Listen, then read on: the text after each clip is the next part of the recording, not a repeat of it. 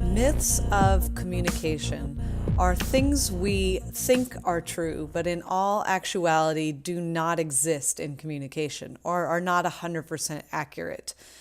I think these are important to keep in mind because we often believe certain things to be true about communication and therefore act on those things without truly understanding the reality behind them.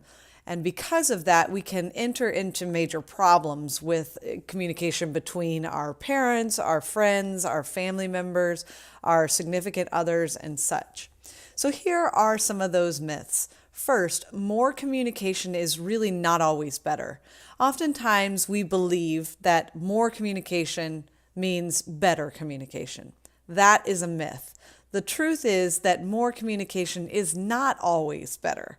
In some cases, you may have an instance in which you need a cool down time. You need to separate, have some silence, be apart from the other person in order to recoup and rethink and reevaluate yourself so that you can approach the communication more effectively. In this case, more is not better. And we often think, well, the more we talk about it, the better we're going to be. That is not always true. So, more communication is not always better. Next one, meaning are not in words. We often think that what we say is very literal and that we can relay that information and it will be understood by anybody else in the same way we intended that message to be delivered. But the meaning is not in the word, it is in the person. So, based on that person's field of experience and expectations and the relationship you have with them, your meaning will be interpreted differently based on that situation and that person. So the meaning is not in the words that we use, it's in the person. But oftentimes we have this myth that, well, what I say will be what I mean, and you should be able to interpret it as such. That is not the case. So those are our first two myths. The next myth is that successful communication, or the next myth debunked is that successful communication does not always involve shared understanding. The myth is that we believe in order to have successful communication, everybody has to understand the entirety of the communication process. We all have to understand every little bit of the situation. Well, that is not always the case.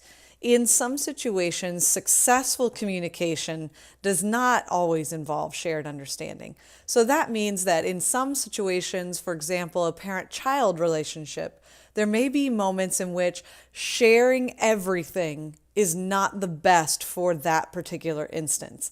And for them not fully understanding all of the nuances, that should be considered okay in some circumstances.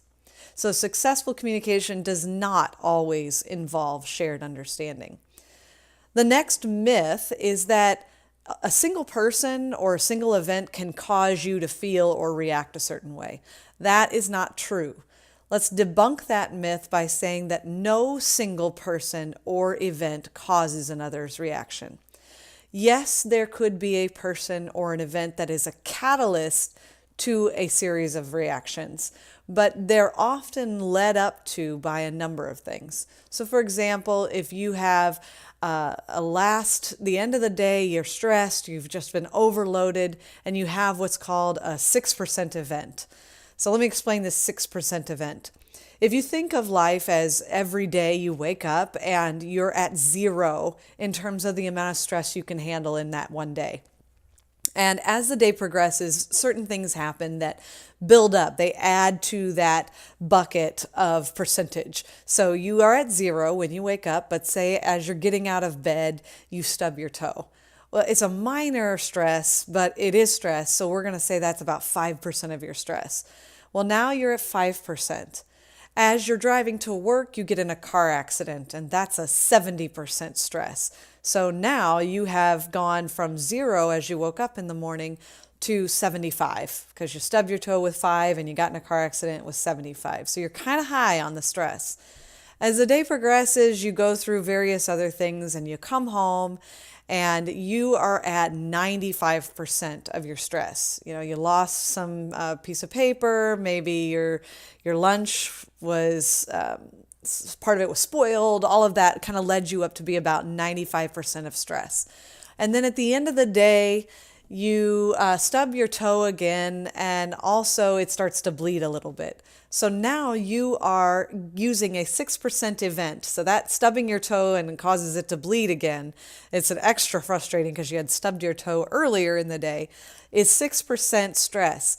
However, you were at 95% at that point in time. So that 6% pushes you over the top of 100%. And now you've blown your cap. You've completely lost it. And it was just a small thing that was the catalyst to you losing it, but all the things prior to that event led you up to that point. So that 6% event is an example of how no single person or event really does cause your reaction. It could be a series of things, or your own perspective coupled with that person or that event. Now, the final myth we have here is that most people, or a lot of people, think that communication will solve all of our problems. If we just talk about things, if we just communicate, the problem will be solved. That's not true. Let's debunk that myth by saying that communication will not solve all problems.